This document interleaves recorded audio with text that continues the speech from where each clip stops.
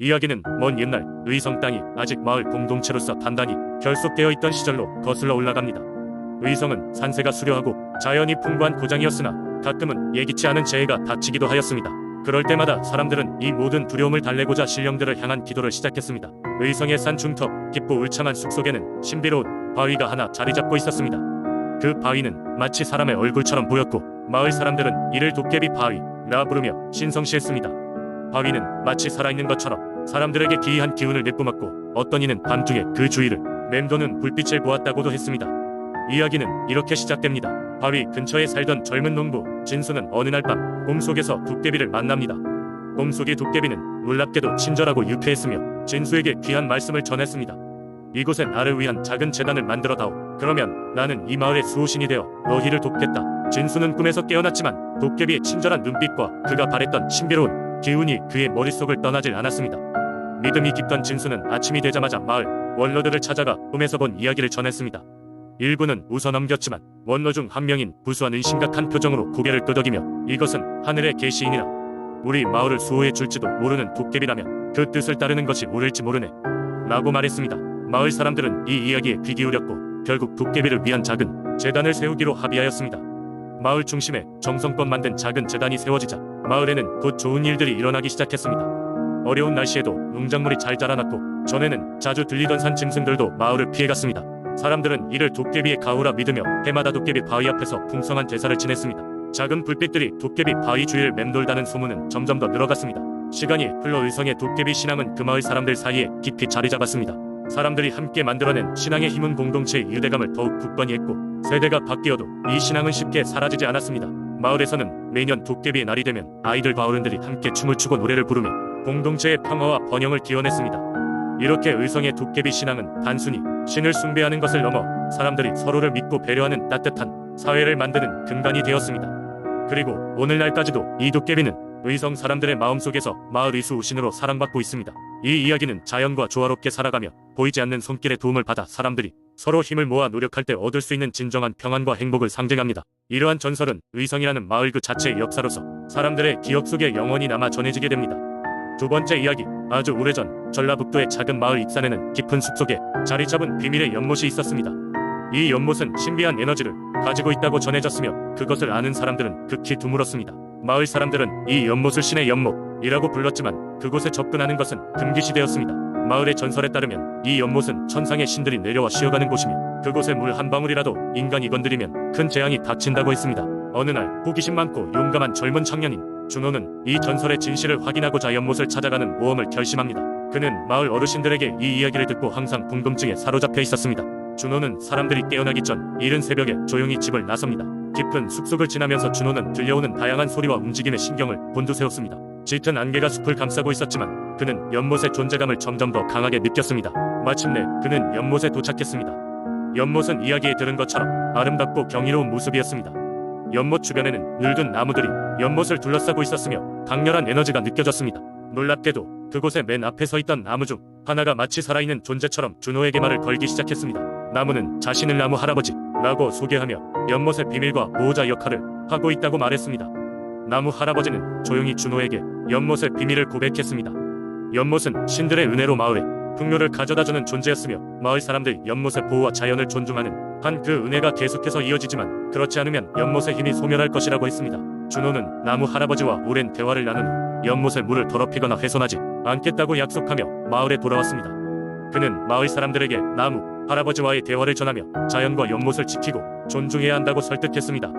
그날 이후로 마을 사람들은 연못을 신성하게 여기며 나무 할아버지에게 경의를 표했습니다. 그들은 매년 연못 근처에서 제사를 지내며 자연에 감사하는 풍습을 만들었고 전설적인 이야기는 대대로 전해져 내려왔습니다. 덕분에 마을은 항상 풍요롭고 평화로운 나날을 보낼 수 있었습니다. 준호의 이야기는 신화가 되었고 그는 연못을 지킨 용감한 영웅으로 기억되었습니다. 세 번째 이야기, 옛날 지금의 의정부가 작은 마을로 존재하던 시절 마을 사람들은 자연을 숭배하며 그들의 삶을 윤택하게 해주는 신들과 정령들을 믿고 따랐다. 마을 한가운데는 커다란 숲이 있었고 그 숲은 사람들 사이에서 신비로운 존재가 살고 있다고 전해지곤 했다. 그 중에서도 가장 유명한 것은 하얀 도사였다. 하얀 도사는 나이가 아주 많은 노인으로 눈처럼 새하얀 옷을 항상 걸치고 다녔다. 그의 수염과 머리카락도 백발이었기에 마을 사람들은 그를 하얀 도사라고 불렀다. 하얀 도사는 마을 사람들에게 지혜로운 충고를 해주고 농사와 가축 사육에 관련된 조언을 아낌없이 나눠줌으로써 그들의 생활을 풍요롭게 만들었다. 하지만 그는 사람들 앞에 자주 나타나지 않았으며 오직 비상사태에만 그의 모습이 드러났다. 마을 사람들은 하얀 도사를 경외의 대상으로 여겼으며 그가 사는 숲을 신성시하였다. 하지만 숲에는 하얀 도사와 함께 또 다른 존재가 있었다. 그것은 바로 선조들로부터 전해 내려오는 큰 뱀이었다. 그 뱀은 엄청난 크기를 자랑하며 숲 깊숙한 곳에 살면서 숲을 지키는 수호자의 역할을 했다. 마을 사람들은 뱀을 두려워했지만 하얀 도사가 말하길 그 뱀은 마을의 평화와 안녕을 위해 존재하는 존재라고 했다. 시간이 흐르고 어느 날 마을은 큰 위기에 봉착하게 된다. 인근 지역에서 미지의 병이 퍼지기 시작한 것이었다. 사람들은 병의 원인을 알지 못했지만 그 병은 빠르게 마을로 확산되었고 마을은 점점 불안과 두려움에 휩싸였다. 그럴 때였다. 하얀 도사가 모습을 드러냈다. 그는 병이 삽시간에 퍼지는 것을 알아채고 마을 사람들을 숲으로 모이라고 했다. 숲속 깊은 곳으로 마을 사람들이 모이자 하얀 도사는 큰 뱀과의 대화를 시작했다. 그 과정은 마을 사람들에게는 이해할 수 없는 신비로운 의식을 통해 이루어졌다. 도사는 뱀에게서 신성한 에너지를 나눠받아 마을 사람들에게 그 에너지를 분배하였다. 이는 단순한 약이 아닌 뱀의 고귀한 기운에서 비롯된 것이었다. 이 특별한 기운으로 인해 병에 걸렸던 사람들은 차츰 회복되기 시작했다. 이 모든 일이 끝난 후 마을은 안정을 되찾았고 사람들은 다시 일상으로 돌아갔다. 사람들은 뱀과 하얀 도사가 어떤 존재인지를 정확히 알 수는 없었으나 그들의 삶을 지켜준다는 사실에는 의심의 여지가 없었다.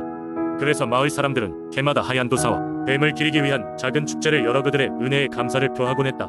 이 이야기 속에 의정부 마을은 시간이 흘러 지금의 도시로 변화했지만 그 옛날 신비한 전설은 주민들 사이에서 구전되어 여전히 남아있다. 그리고 하얀 도사와 뱀의 이야기는 언제까지나 마을의 소중한 유산으로 자리 잡았다. 네 번째 이야기. 옛날 옛적 경상북도 상주 지역의 소박한 마을에 가로구사라는 이름의 독특한 민속 신앙이 깊이 뿌리 내리고 있었다. 가로구사는 마을의 경계에 위치한 오래된 느티나무에 깃든 영적인 존재였다. 마을 사람들은 이 느티나무를 마을의 수호신으로 모셔왔으며 매년 정해진 시기에 마을 주민들이 모여 느티나무 앞에서 가로구사 제사를 지냈다. 가로구사는 마을의 풍요와 안전을 수호하는 신으로 주민들은 항상 가로구사를 경외하며 다양한 제물을 바쳤다. 그들의 믿음에 따르면 가로구사는 한 사람이 아닌 여러 형태로 나타나 마을 사람들을 돕거나 경고하였다. 누구든 가로구사를 실수로라도 노하게 하면 마을에 불운이 닥친다는 전설이 내려왔다. 한 해는 이른 봄부터 비가 내려 마을 농작물이 시들거나 썩어가기 시작했다. 마을 주민들은 가뭄을 잊을 만큼의 비에 처음엔 안도했으나 곧 이내 상황이 심상치 않음을 깨달았다. 강한 빗물에 의해 하천은 범람했고 집과 논밭이 물에 잠기면 서생계에 큰 위협이 되었다. 사태의 심각성을 느낀 마을의 원로들은 긴 회의를 거친 끝에 이 모든 것이 가로구사 위친노 때문이라고 결론지었다. 어쩌다 보니 지난 가을에는 가로구사 제사를 충분히 정성 들이지 못했기 때문이었다. 이에 마을 사람들은 즉시 큰 제사를 준비하고 가로구사에게 용서를 구하기로 결의하였다. 마을 장정과 부녀자, 노인과 아동 할 것 없이 각자 할 수 있는 일을 맡아 정성스런 제물을 준비했다. 소를 잡아 피를 뿌리고 제상에는 쌀과 과일, 정성껏 만든 음식을 가득히 올렸다. 장지에 마련된 제단 앞에서 제사는 장엄하게 시작되었고 마을의 어른은 정중하게 읊조렸다. 가로구사여, 저희의 무례를 용서하시고 다시 저희 마을을 지켜주시옵소서. 저희는 그리운 비와 바람 속에서 도당신의 목소리를 듣지 못했습니다. 함께 이 땅을 다스려 주시기를 청하오니 저희의 간청을 들어주시옵소서. 제사가 끝나고 마을 사람들은 초조한 마음으로 하늘을 바라보며 기다렸다. 그러나 그들에게는 큰 변화가 없었다. 이런 상황에 마을 사람들은 더욱 간절히 기도하며 가로구사 인오염이 풀리기를 기다렸다. 며칠 후 갑자기 하늘이 맑아지며 햇살이 뻗어나갔다. 그리고 이어서 비는 완전히 그치고 마치 기적처럼 농작물도 하나둘씩 다시 생기를 되찾기 시작했다. 마을 사람들은 이 모든 것이 가로구사의 은총임을 확신하였다. 그들의 믿음과 끈기 덕분에 결국 마을은 평화를 되찾았고 주민들은 더욱 적극적으로 가로구사를 모시게 되었다. 이후로도 상주 마을은 늘 가로구사의 은총에 감사하며 그 신앙을 계승해 나갔다. 그렇게 상주 지역의 가로구사 이야기는 세대를 넘어 오늘날까지 전해져 내려오고 있는 것이다.